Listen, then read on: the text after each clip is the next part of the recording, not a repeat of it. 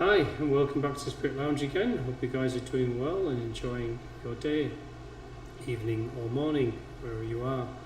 And thanks for joining again on this continuation through our journey through the Shinto, the Japanese Shinto, spiritual concepts, practices, and well, they don't call it a religion, but it's the main religion born out of nature for Japan. And we'll go straight into this. And this is going through some more background into the history of Shintoism. And again, as we go through this, you'll notice that it's not structured because there is no actual doctrine. There's no book that to follow. There's no dogmas and mantras, and there's ritual, there's ceremony, there's practices, there's behaviours, there's ways of doing things, but there's not any specific book that you could point to, which is why it's very light on how we would define a faith or practice, religious belief system, and that's where it goes through a lot of history and a lot of background, and the meat of it isn't actually as large as you might think. Therefore, this is going to be probably one of the shortest series of all of the doctrines and religious texts that we look at, I would suspect. Okay, so we're going into the history a little bit further today. And as you know, Shinto's religion related to Japan, centuries long history, and it over thousands of years actually. And it's distinct as a prehistoric era, about 6th century CE, BC. Koshinto is its original form, based out of the Jōmon period in Japan, and it's had various influences of Buddhism and other Western what is called non-Japanese influences, which were actually removed largely from the Shintoism in the Restoration period, referring specifically to Buddhism. But it's born out of nature, and it uses kami as spiritual entities, spiritual dimensions, spiritual forces that represent lower and upper energies, all the way to a divine single source energy, which is really what they really call the all of the all, the father of all fathers.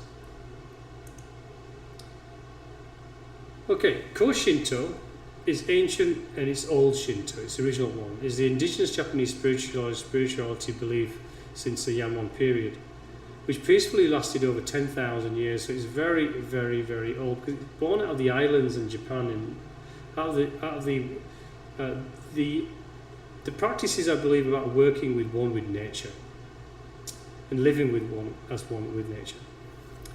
The longest in Japanese history, there is almost no archaeological evidence of war, weapons, or traces of killing around this time. In short, Koshinto is deeply in touch with the cycle of nature and the universe, which is where it came from, balancing the physical and spiritual worlds, and rather more shamanistic than shrine Shinto. The latter was formed following the Yayoi period, along with a nationwide expansion in rice agriculture, silk production, ironware, together with introduction of Buddhism and religions of foreign origin. So that is where that came from, the greenshinto.com. But that's basically saying shrine Shinto was a later development. There weren't actually any shrines. It was very much a private and personal, outward belief system and expression than it was through a shrine. The Shinto shrine is a place where people go for seasonal festivals, offer prayers, worship kami. This is a jinja. This is what is called a jinja, that we described earlier on. Charm cards are used to give confidence to those taking examinations. So you can go and put things in different shrines to wish you luck for various different things. For instance, to give drivers a psycho-spiritual defense against the dangers of the road. Shrine in the modern era is individual and collective needs, is spiritual or everyday life. This union of the sacred and the mundane is a distinctive feature of Shinto. Shinto is a path through which we seek to realize ourselves fully as human beings by acquiring the noble characteristics of kami, which are the divine spirits, the upper divine spirits. In our troubled modern era, and materialism is a dominant force, the realm of spirit is not always well received. Koshinto, which means original Shinto, of the ancient times promotes the independent spiritual mental training of each person. Through Koshinto, the systematic method of training has been handed down from ancient times. The institutionalized shrine exists for ritual prayers and prayers that reflect the rhythms of everyday life. It responds to immediate and practical concerns. Koshinto allows the seeker to reach beneath the ritualized surface, as we mentioned before in other slides. It has been handed down through many generations and is knowledge of ceremony, manners, rituals, divination, and so forth. Caring for the spiritual nature by Shinto, principal duty of human beings to care and preserve their environment, to live in nature rather than attempting to dominate and destroy it, as we mentioned before. Koshinto, which means original Shinto of ancient times, promotes the independent spiritual training of each person through Koshinto.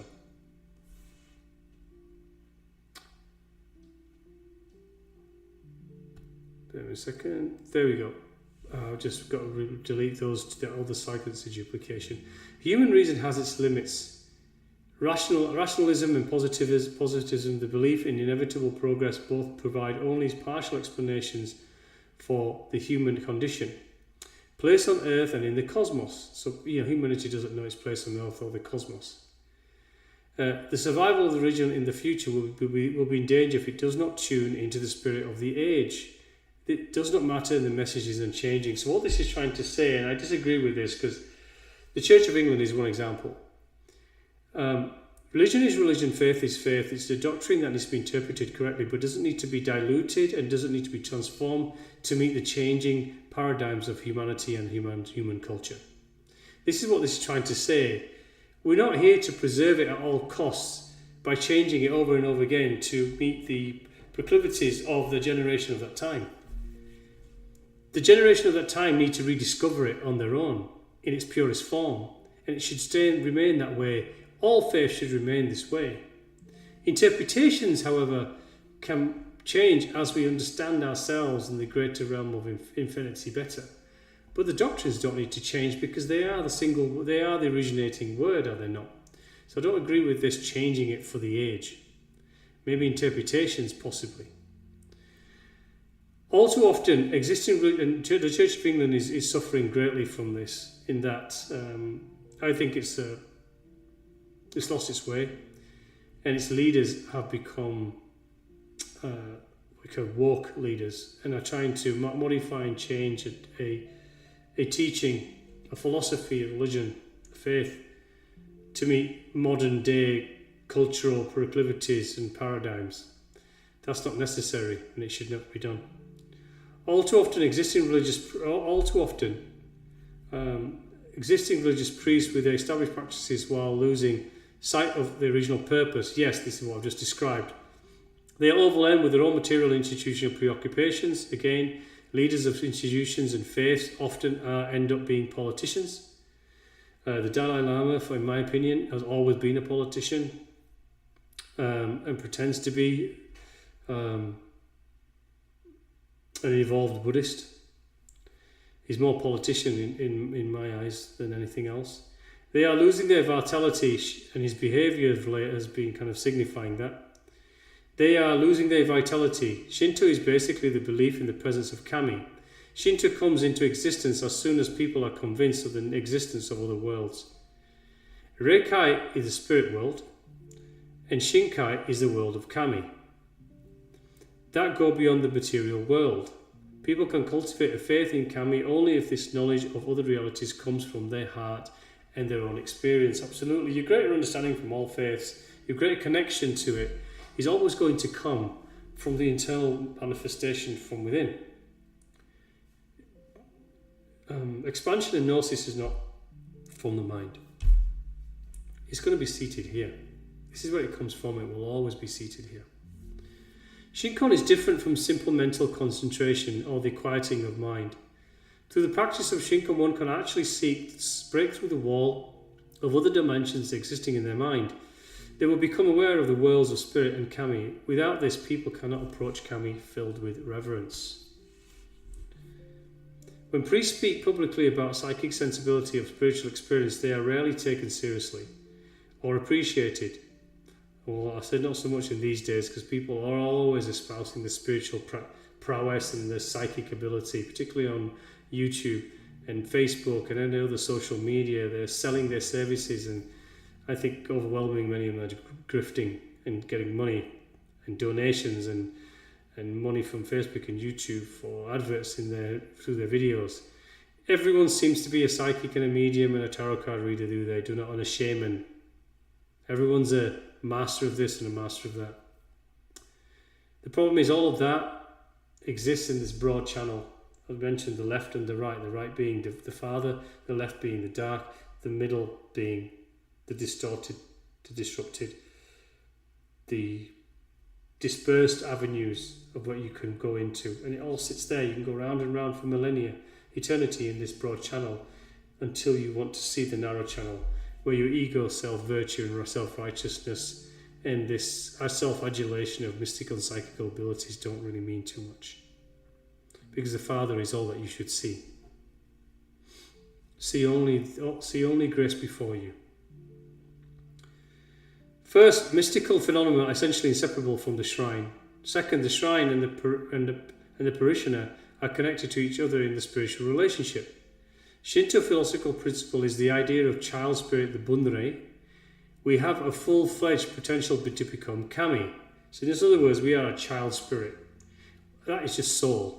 In my interpretation, if I had to put it into my interpretation, the child spirit being the reflection of the true divine all spirit, being the soul. And to become kami means a divine elevated spirit. Shinto sees everything in existence as generated by and transformed from the ultimate origin in life, which is source in the divine father, in other words.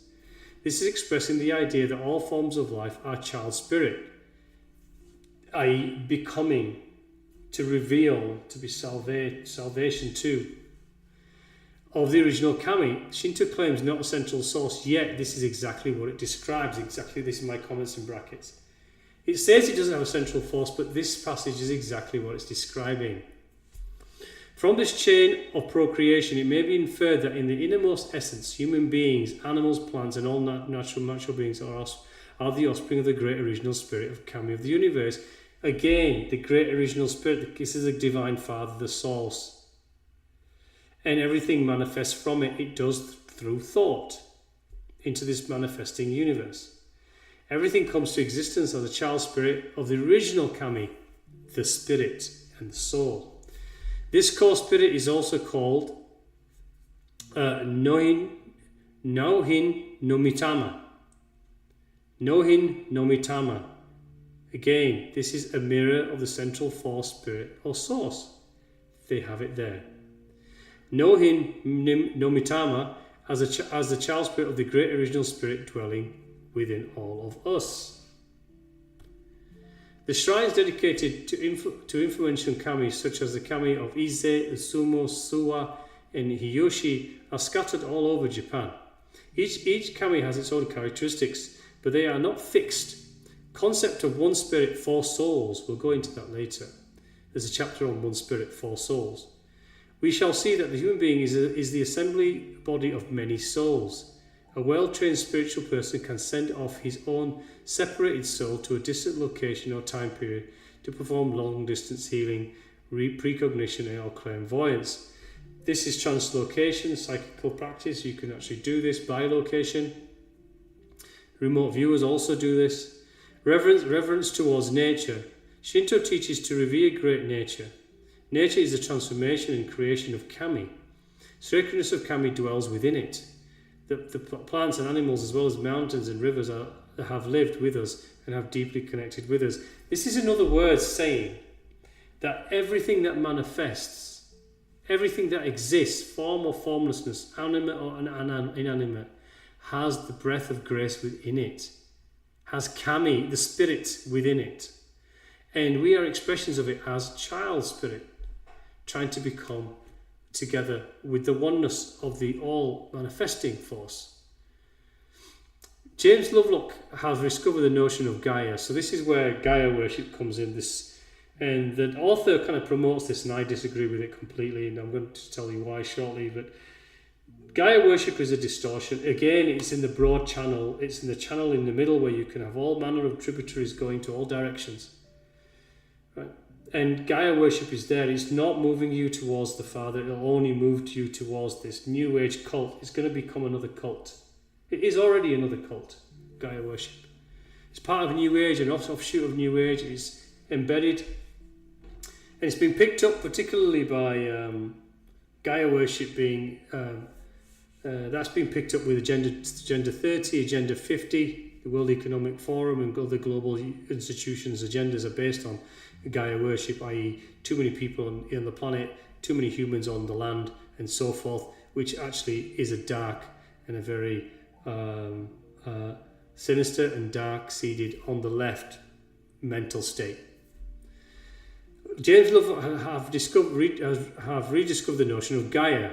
In this view, the natural environment Earth is not just seen as a mechanical system, as a highly organic network created by complex relationships and subtle connections between all forms of life.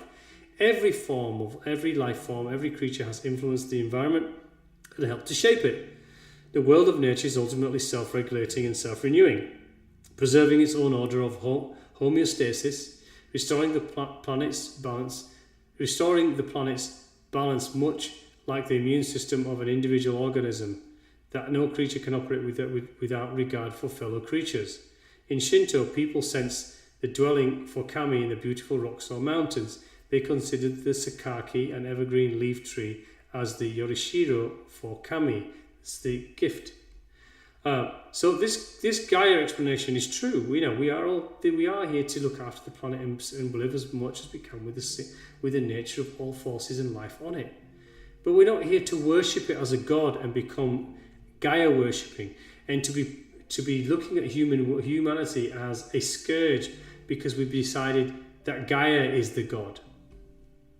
That all must be sacrificed for Gaia. Gaia is a divine spirit in itself. This planet is not going to die because of humanity's on it. In fact, it'll live well beyond humanity's presence on it.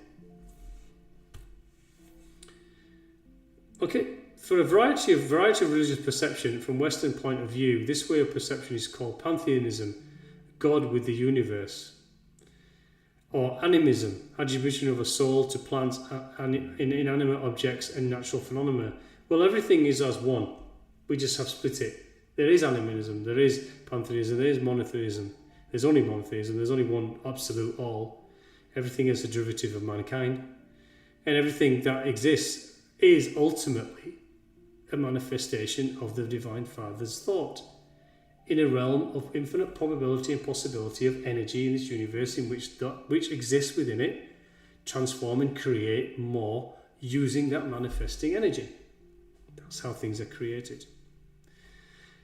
Perceives the spirit in every living organism or natural formation. The great religions of the West which aspire to the supreme, the absolute God, the original chi, or the absolute law, are in crisis or decline. This is because they are suffocating from a lack of spiritual breath. No, they're not. They're not lacking. Their people have lost their way. Theosophy, about God and the world based on mystical insight. Anthroposophy, developing conscious and awareness of one's humanity. A spiritual humanism of human beings to solve the problems of society using logic and science. New Age, broad range of philosophies and practice traditionally viewed as occult, metaphysical or paranormal. These movements also claim that we need to retrieve and revive the spiritual way of looking at nature. These claims go well with the practice of ancient Shinto. We have accumulated this treasure through many centuries of practice based on perception of spirit, soul, and the sense of spiritual world. The problem with this is that Shinto is concentrated on the spiritual, on the nature too overly and overtly, with these spirits representing them. But it loses one central principle, that we're not just here on Earth, we're in this galaxy, we're in this universe of universes, and what we're here for is to seek the Father. Along that journey, you will also have the gnosis of everything else around you. Your relationship with nature, with culture, with people, with plants, with animals, with trees, with the world, with the universe, yourself, your own energy, manifesting energy, the far left darkness to the beautiful divinity of the right, and the many tributaries of the middle. All of this comes when you seek the Father. You need not concern yourself with stepping stones of worshipping Gaia, or a plant, or a tree, or a rock, or animals. This is myopic belief, and this is self-virtuous, cultural, religiosity and practices.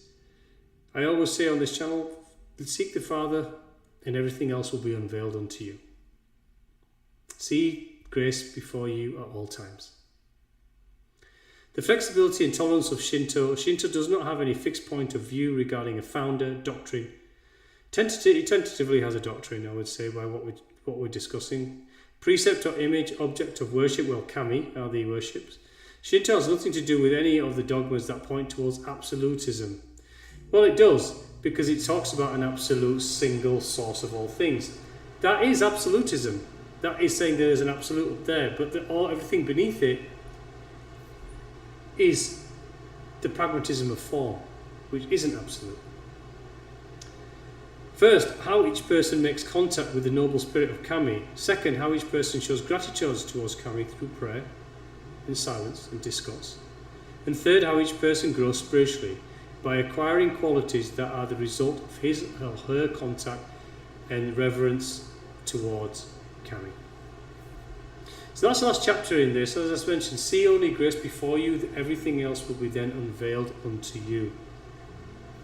Everything in all faiths that we've gone through today, the understanding of karma, the understanding of cause and effect, the understanding of whatever the Nagamadi was talking about, the Upanishads were talking about, everything that was tentatively talked about in the Apocrypha, everything in Buddhism that we've discussed, everything in the Shintoism that we are also discussing, and everything that's coming up in the Dead Sea Scrolls when we go through those, will be unveiled, the understanding of those things and how they all gel together in the single flower of the lotus, or any flower with the petals unveil all things that we must know into one.